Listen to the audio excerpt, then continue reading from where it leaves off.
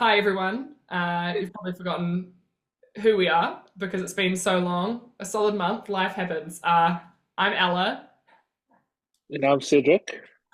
and we're here to talk all things sort of New Zealand rugby, Super Rugby Pacific. Now, because it's been a month since we last posted, there's been a lot that has happened in our kind of sphere. So, Cedric, what are some of these big news stories coming off the top? So I think the first thing everyone's kind of buzzing about is that Jody Barrett has signed with Leinster. I think next year for while he's on sabbatical, and yeah, it's kind of turned heads everywhere, especially over in Ireland. I know Mm, a lot of those guys are really excited, and with Leinster, most of the players being in the Irish team, he just makes that team a lot better. And I know they're really excited to have him, but yeah, I think it's a great move. And I think with him going over, kind of sparks like the conversation for now is it time to change the rule where like mm. he wants to go over to Leinster. We have a lot of our boys over in Japan. Um, I think eventually we're gonna have to just to go with like how everyone around the world is playing rugby. That's just how I feel. What do you think about that? Yeah, I think it's a great move by Geordie. We see often when players, our senior players, take sabbaticals, they're often going to Japan. And that's usually because it provides a really different scene in terms of rugby, but also a lower workload. And so they also get a little bit of rest and recovery while experiencing culture. And that can be really refreshing for players. I think we saw on Instagram today, Artie Savia was like, wow, doing my sabbatical here is a career highlight. But I think the pro with Geordie Barrett going over to Ireland is it's great for him coming back with a bunch of Ireland IP for the ABs. But like he said, exposing himself to as many different players and as many different styles as possible. He'll be playing in the URC, which is an incredible league. And I think it will be a real challenge. So he'll be going end of this year, I believe, for the start of their Oh, season, okay. kind of cover a bit of like their Six Nations where their internationals are out, and then he'll come back and obviously resume duties for the All Blacks. So huge news. It shows what having I guess, in this era of professionalism, having globalization in sport, how much buzz it can generate, right? Like you're kind of merging two hemispheres together, and you've got All Blacks fans who are probably going to be watching the URC now because they want to see their man Geordie Barrett in action. So I think that's a really interesting point, and it shows that perhaps, yeah, for rugby to continue to captivate people's attention here in New Zealand, we perhaps have to be doing a little bit more in terms of engaging with the rest of the world. Yeah, definitely. Those are my Um, and like I think now we want to see like our guys play along with other players, and I think for guys like Jody Barrett, he's done everything in New Zealand. So, like he thoughts. said, it's something new, it's a change, and imagine the likes of um like Adi Savia if he went overseas, like that would just break the internet. So I think Jody Barrett is doing something really good, and yeah, I think a lot of us are really excited. So yeah, Yeah, I think it like captured the attention of the rugby public, and it was like, oh, this is really different, and it feels like something new. And I think you made the important point that we obviously see these players play against each other a lot of the time, but we don't often get to see all of our favorite players kind of lining up on the same team. And I think we saw it a little bit in Japan this season where we had Aaron Smith, Bowden Barrett, and Peter Steph Toy all playing together, or Sam Kane and Cheslin Colby all playing together. yeah, Type of thing you get when you have players able to trade and play overseas. So yeah, you're right. I think it's exciting. Good on him. We wish him all the best, so long as he doesn't get injured, because it's a big season over there. But speaking of Sam Kane, we've also got some Sam Kane related news. He's announced that at the end of 2024, he will be signing with the Tokyo Suntory Sun Goliath for a further 3 years, which will rule him out of All Blacks contention. He said that he would like to play to make his 100 caps this year for the All Blacks, but he said he will not be the captain. How did you react to this news, and what do you think has been the response in New Zealand? this might be a bit controversial. But what I've been seeing a lot is that it seems like he was kind of forced out of like captaincy, Oh, and conspiracy, conspiracy. yeah, and I'm just like, uh, I don't know. I mean, he's close to his 100 games, like you said. He needs like five more caps, and it just seemed like what how everyone was last year. I think it is a time for change, and now everyone's kind of like, okay, he's our next captain. Personally, for me, I think Ari Savea is the only choice, but with Razor being the new coach, I wouldn't be surprised if he does have Scott Barrett. I think those are the two names that have been thrown around a lot, either Scott Barrett or Ari Savea. But yeah, if I had it, Ari Savea, he's the best player in the world, most influential. I've seen so many interviews around the world asking who's your favorite player, who's the best player. Everyone brings up Adi, so I think if we have him at the forefront of everything, it just makes a lot of sense. So yeah, but Sam Cane, one hell of a player, one heck of a career in the All Blacks jersey. Although a lot of us New Zealanders did criticize his performances a lot, especially because he just got into really bad positions where he would get hurt like Mm. really easily, like his head in the wrong place. But that's just how he is. He puts his body on the line, especially for the ABs. But yeah, my next pick has to be Adi Savea. What do you think? Yeah, I mean, I have a question for you first off. Who do you think then is the starting seven? I know you're a Blues guy, so I'm expecting it's Dalton. Is that who you think? And do you think that Dalton is actually a better seven than Sam Cane? Because I actually think at test level, Sam Cane is still our premier seven if Artie continues to play at eight. Um, I think Dalton hasn't done enough to take that starting spot at seven. I still think it is Sam, but obviously that'll come with experience. But yeah, all day I think Sam still starts, and Mm. but as long as he can be in that Blacks jersey, I think it's only the right thing to start him. And if Dalton does get the chance, yeah, it would make sense for him to come off the bench. But when Sam does leave, I do think Dalton will slip into the starting role. But for now, if Sam does put his hand up and if the selectors do pick him, yeah, it's got to be Sam. So that's how Yeah. I feel. And that's what Razor's kind of said, right? He said if he's available, and obviously, caveat for people who don't know, Sam Cane is injured at the moment. He's on the way back. He likely won't play in the playoffs for the Sun Goliath in Japan. So he's going to come back. I don't think he will be playing with the Chiefs. So potentially his route back to the All Blacks is through club rugby. So it's not going to be easy to try. And we don't know how much scope Razor has for sentimentality at international level. We saw it happen with, say, Johnny Sexton in the quarterfinal of the Rugby World Cup, right? It felt like he probably should have come off 20 minutes earlier, but Yeah. was it going to be his last game? Do we keep him on? So yeah, it'll be interesting to see how Razor navigates that. Do I give this guy his 100th cap, or do I just need to move on? 27. I am in your boat. Ardie Savea is the natural choice for captain. I think we're moving into a new era of the All Blacks. We're progressing. Rugby is vying for attention in New Zealand now. It's not. I think it was on the ACC saying that rugby always thought it was like chicken, like the staple, right? And it's no longer chicken, maybe it's pork. We need to start doing some. We can't just rest on our laurels. And I think Ardie is that guy. He captivates a huge range of the New Zealand audience. He's also just a really cool guy. I think Yeah. and particularly he would attract people who maybe aren't your typical rugby fans. And so I think he's the natural choice. He's charismatic. He's the first name on the team sheet.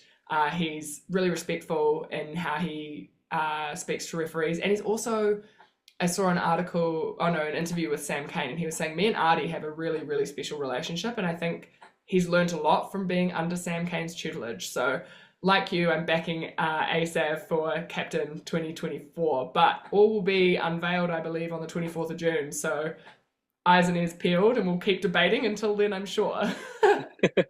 Right, should we crack into some Super Rugby? I know you've got the results from round 12, which was last Yeah. weekend. Do you want to run us through them? So just quickly, last week Moana lost to the Chiefs 7-43. The Reds beat the Rebels 26-22. We had the top of the table clash. The Blues, they beat the Hurricanes 31-27. Then we had your Highlanders versus the Crusaders. The Landers got up in that one The 32 to South Island 29. Derby. Oh my god. And then the Waratahs versus the Brumbies. The Waratahs won that one 21-29. And then we had the Force beating the Drua, 48-10. So yeah. That was I'll kick us off for this week's game. yeah. So we got Hurricanes versus Moana. Oh man, Moana, they just can't find any form at the moment. Like last week, that was a big loss against the Chiefs. I just watched that game. They couldn't really do anything, and now they're going up against the Hurricanes, who are the informed team along with the Blues.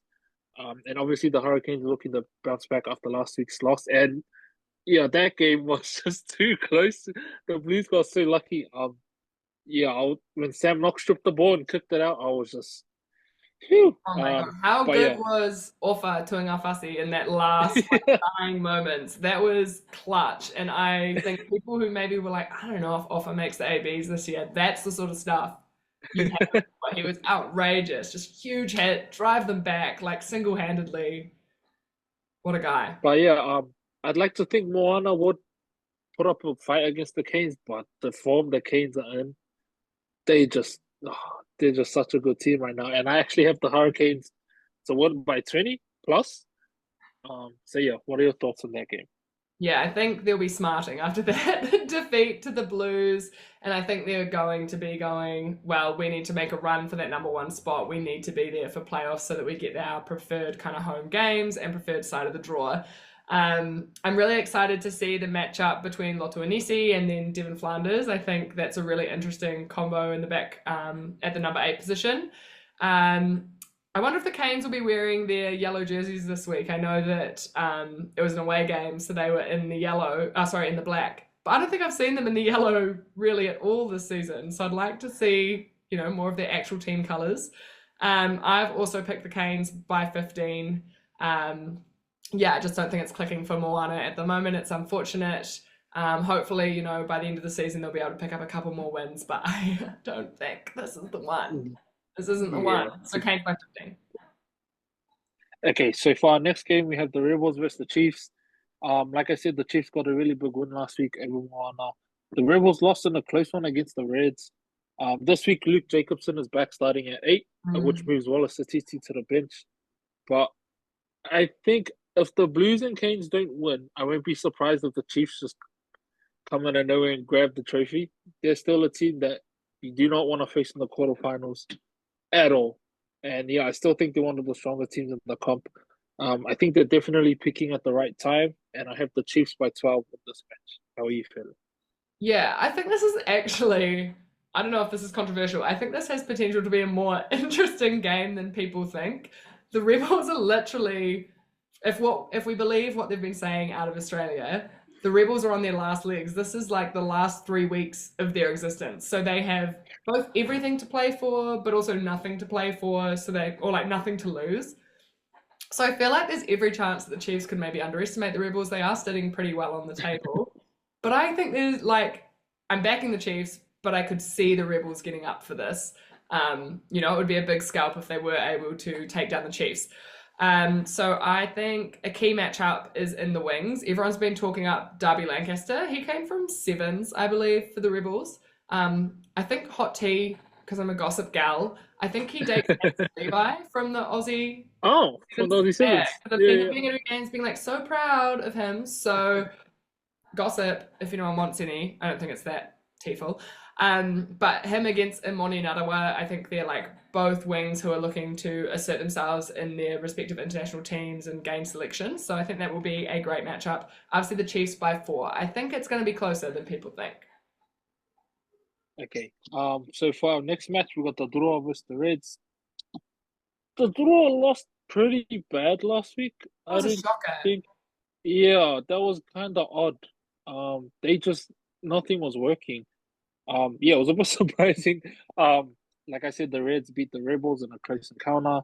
But the thing I'm interested in is the battle of the back three. Both teams have Mm. amazing wingers, great fullback. So I think it's a battle of speed, strength, and a lot of flair, which the Drua have. A lot of high flying tries, a lot of line breaks, just the offload, as everyone knows. But yeah, I think the draw will lose that one, but it'll be a lot closer than it was last week. I think they'll kind of figure out what happened. Like that shouldn't have happened to us. And I think the Reds will actually get up by 3. So that's how I see it. Yeah.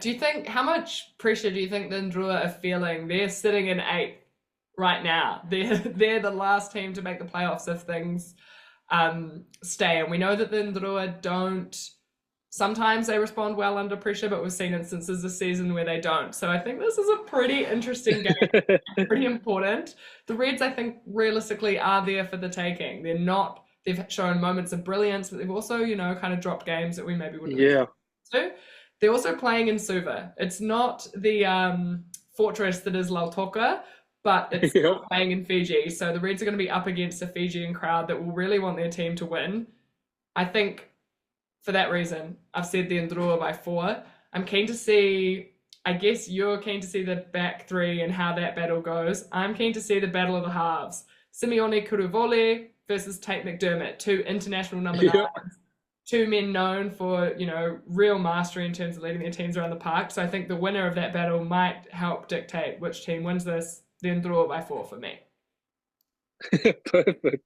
For our next team matchup, we have the Brumbies versus the Crusaders. 2 teams kind of at different sides of the table. Obviously, we know the Crusaders are kind of struggling and they lost to your Highlanders last week. The Brumbies have been doing really well. I think they're currently sitting in 3rd or 4th place. Yeah.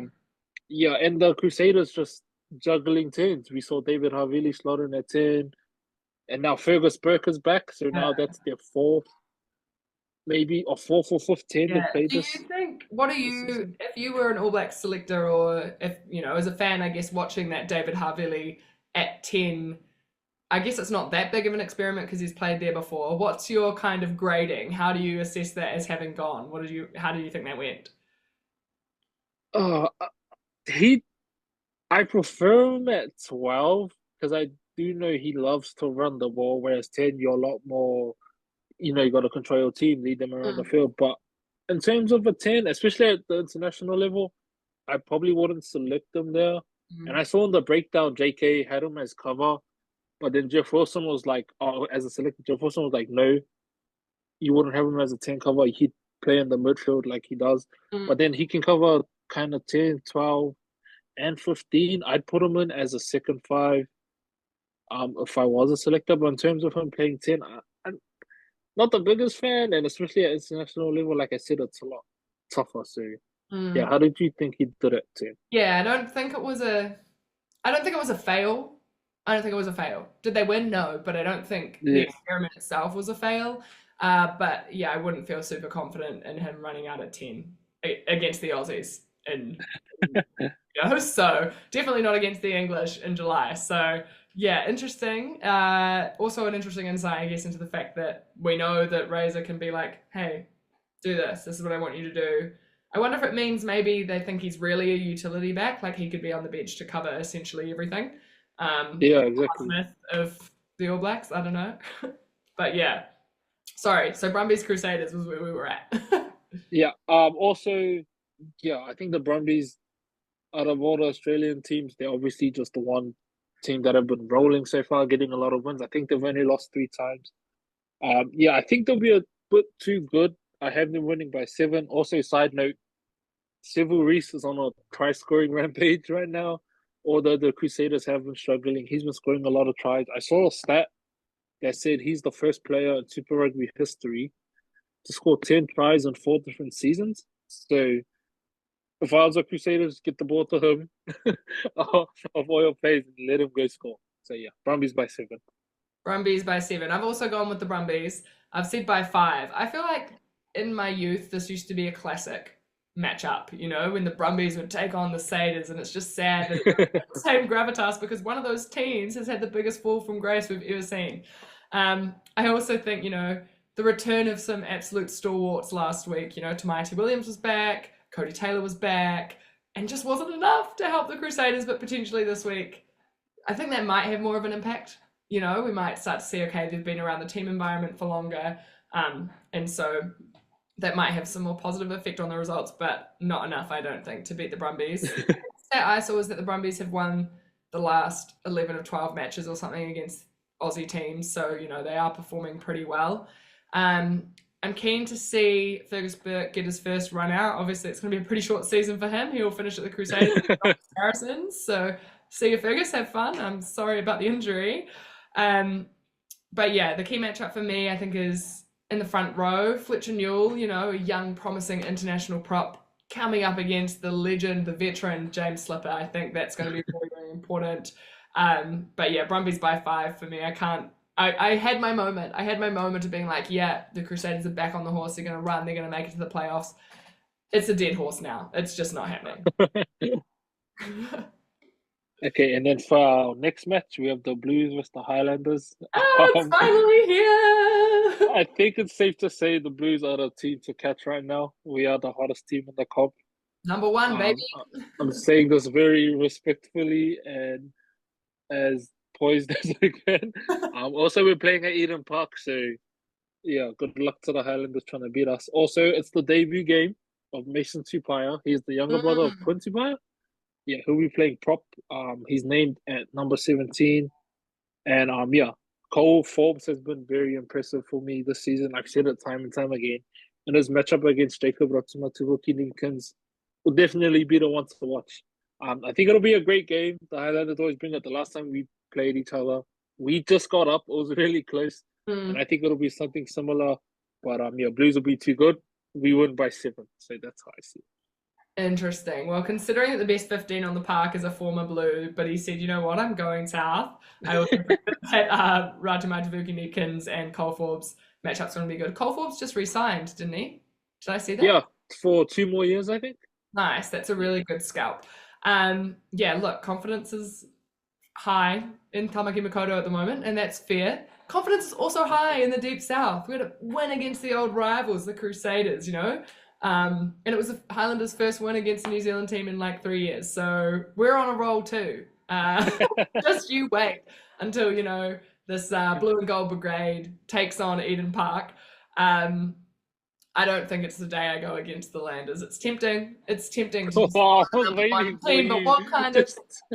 what kind of fan would I be? What kind of fan would I be? My parents would disown me. Too much hope, fella. I think the Landers will be up for this, and I think the Blues might have a classic Blues problem where they get a little bit cocky and they say, oh, these are the Landers, whatever, we're number one. And I think that we might be the banana peel. So the Landers by 4, because I'll be in the crowd as well. They'll be playing for me. I'll tell Ella, she's here, she's sitting by us through thick and thin, and we'll pull it out of the bag, a famous victory. I thought I saw you on the Blues Instagram page. Highlanders, check her. Yeah, but there were no Highlanders in the game. That was actually really funny. They asked me who's winning out of the Hurricanes or the Blues. Should have said the Hurricanes. Should have said the Hurricanes. Undercover Blues fan right here. Anyways, guys, in our last match we have the Force versus the Waratahs. The Force are a bit of a weird team. So weird. They're like beating teams you don't expect them to beat, and then they lose to teams that they should have beat. Yeah, they had a massive win against the Drua last week, like we said. The Waratahs lost in a close one against the Brumbies last week, and the matchup I'm keen to see is Bill versus Nawanga Nitawaze at fullback. That is going to be really good to see. Basically the matchup of the vet versus the rising star, and yeah, I think especially after last week's game, the Force will just be too good this week, and I have them winning by 5. So yeah. Yeah, in our chat listing what our predictions were, I did miss this game, but actually I went back and looked because I was looking at the team list on the Super Rugby website, and the Super Rugby website had forgotten this game too. So yeah, it's not me. But I do think, yeah, Simon Cron's kind of got the Force, like he's able to get them up, and I think we might be starting to see some consistency. I say hopefully. And the Waratahs, yeah, just kind of flailing. It's quite sad. Seem really flat. So. Yeah, and it must be hard, like psychologically. Yeah, I could not be a professional athlete because I would have been like, oh, I'm over this, I'm out by this point of the season. So yeah, I think the Force by 7 is what I have said. Ben Donaldson, shout out though. I feel like he has kind of stepped it up in the last couple of weeks and really put his hand up for that Aussie number 10. So I'm interested to see how he goes in this match. So yeah, that's kind of, I guess, where we're at for round 13. We're getting closer and closer to the playoffs. We're starting to see some really good crowds building. I was saying to Cedric earlier that all it took for a big crowd at Eden Park was for the Warriors to lose 4 in a row. Long may it continue. No, I'm kidding. I'm not Yeah. going to say that on the internet. I don't know if it's a safe opinion. But yeah, any final Super Rugby thoughts? Anything else that's kind of sticking with you, stand out for this week? Yeah, the Blues aren't losing at Eden Park, and Try, yeah, that's pretty much it. try. The Blues aren't losing. They're gonna win, and Are yeah, we good putting luck to the something on this? Are Highlanders. we putting something on this game? No, so guys, so me and Ella have a bit. If the Blues make the final, she has to put like Rico Ioane as her picture on TikTok, and if I lose and the Highlanders Make somehow a make the final. final, I'll put Ethan degree as mine. So What a yeah, guy. What a guy. Gruder. nothing. Yeah, Slay. Well, but do we want to put something on this game? I think winner, loser has to take a picture in the other team's t-shirt. sure. You look so good in blue and gold. No, I wouldn't. No, I would not. Yellow is a universally great color. That's not gonna happen. Well, Okay, sounds good. Sounds good.